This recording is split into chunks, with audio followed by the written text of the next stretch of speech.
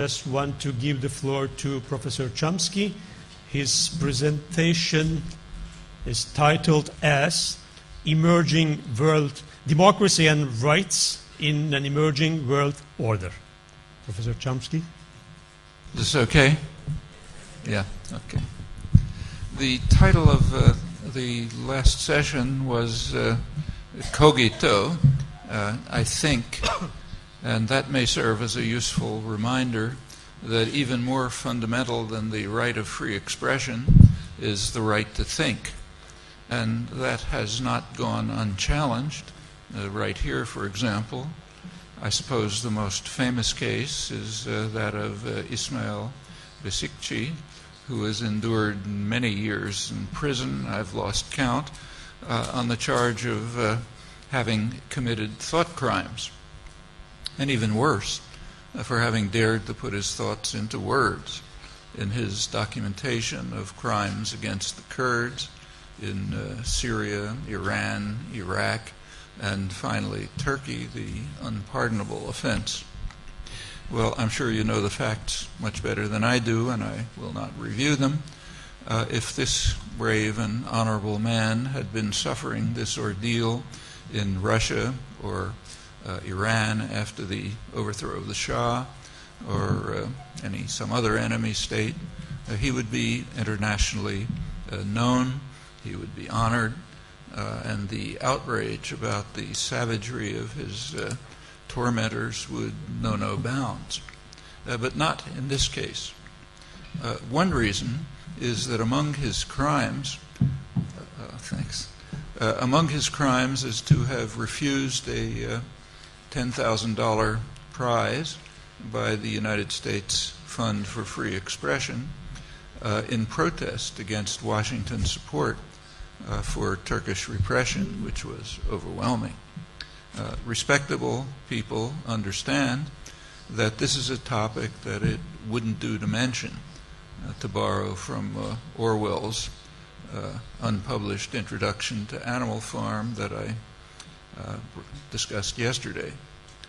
It certainly wouldn't do to mention the fact that Clinton was supplying 80% of the arms as Turkish state terror in the southeast reached shocking levels through the 1990s, the flow increasing as the atrocities increased, peaking in 1997 when the United States sent more arms to Turkey than throughout the entire Cold War combined up to the onset of the insurgency. It particularly wouldn't do to mention that in that same year, 1997, Clinton's foreign policy entered a noble phase with a saintly glow, according to a distinguished correspondent in the New York Times. That was his contribution to a chorus of self-glorification on the part of Western intellectuals that may have no parallel in history. This disgraceful episode was a post-Cold War contribution by the intellectual classes of the West to provide a justification for the expansion of NATO and to provide some new pretext for intervention with the collapse of the traditional claim that the Russians are coming. Under the newly declared mandate, the self-designated enlightened states, I'm now quoting, directed by their noble leaders in Washington, must now discard the misguided old anti-interventionist structure instituted after World War II.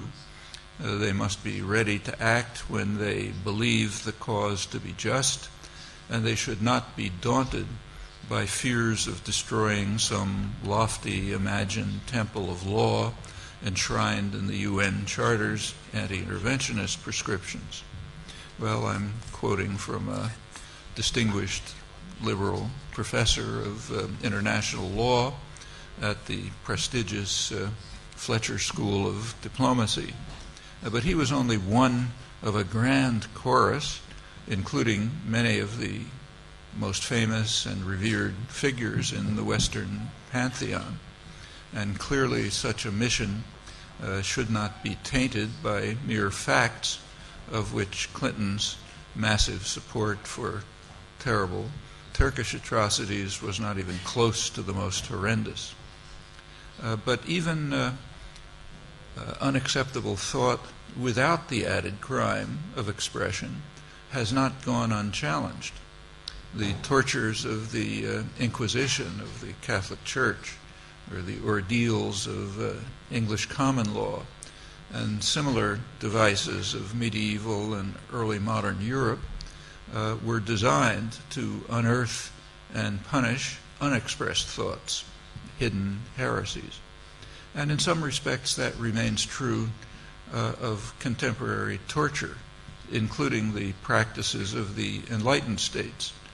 For example, the torture that has been taking place in Guantanamo or Bagram and other U.S. bases, and in the countries selected by Bush and now by Obama for rendition, which means torture, to be sure with the soothing words that the torture states to which we send prisoners,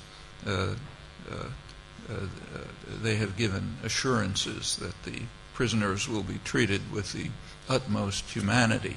That's why we send them, say, to Egypt, but not to Sweden. The official claim is that the harsh interrogation procedures, which in fact are torture, that these are an effort to elicit information, that is, thoughts that are in people's minds, even if unexpressed.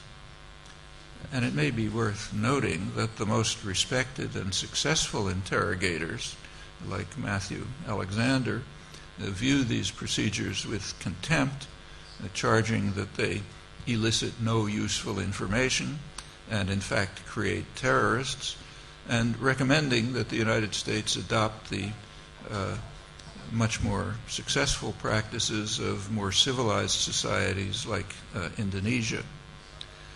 But the leadership of the enlightened states prefer torture to expose thought crimes. In Guantanamo, we've learned the worst torture was demanded at the highest level of government by Dick Cheney and Donald Rumsfeld. This was in their fanatic pursuit of evidence that would link Saddam Hussein and Osama bin Laden, and thus provide some shred of justification for their criminal invasion of Iraq.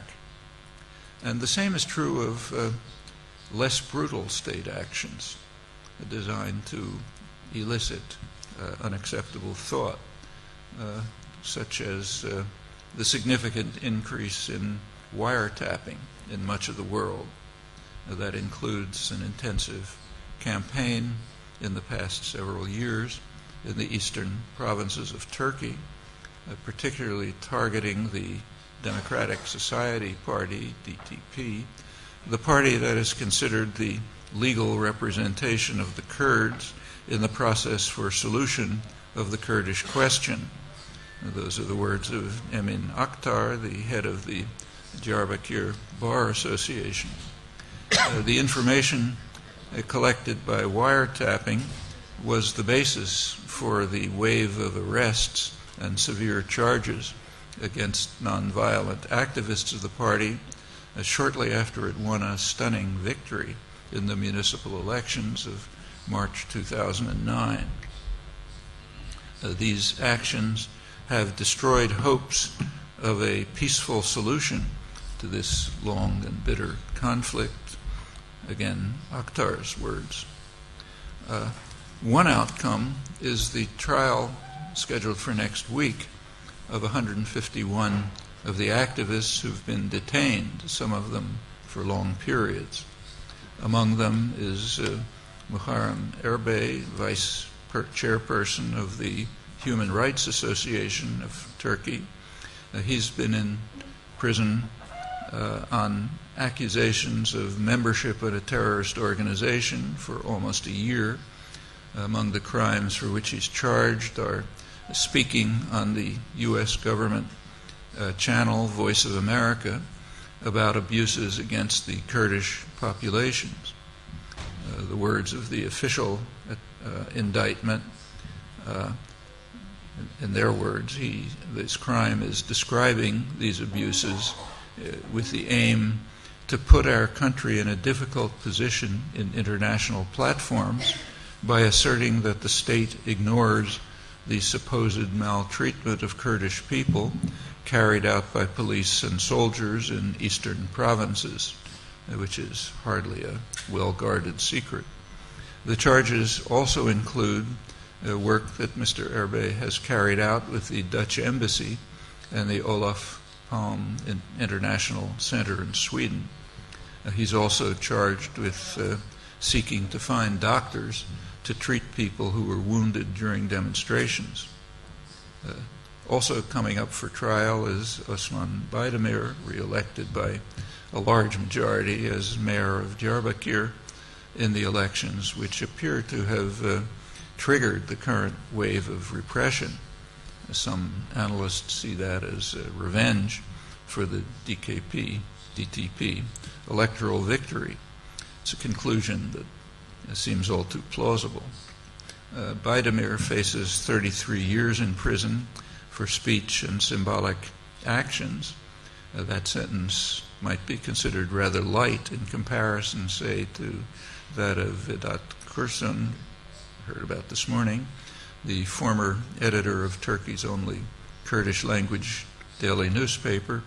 He was sentenced to 166 years in prison for doing propaganda for a terrorist organization.